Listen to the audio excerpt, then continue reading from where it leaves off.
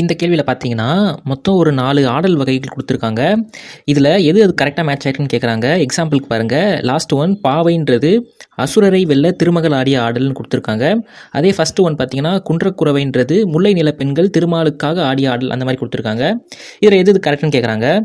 இப்போ இதுக்கான ஆன்சர் எங்கே இருக்குன்னு பார்த்தீங்கன்னா 11th ஸ்டாண்டர்ட் அறிவியலும் இந்திய பண்பாடும் இந்த புக்கில் இருக்குது. இதில் சாப்டர் 4 தமிழர் கலைகள் இந்த சாப்டரில் பாருங்கள், இந்த ஆடல்கள் பற்றி டேப்லெட் காலம் கொடுத்துருப்பாங்க. இது மொத்தம் 11 வகைப்படும் இந்த ஆடல்ன்றது. இதில் லாஸ்ட் 2 பாருங்கள், மரக்கால்ன்றது கொற்றவை தன்னை எதிர்த்து பாம்பு தேலாக வந்த அசுரரை கொல்வதற்காக ஆடிய ஆடல்னு கொடுத்துருக்காங்க.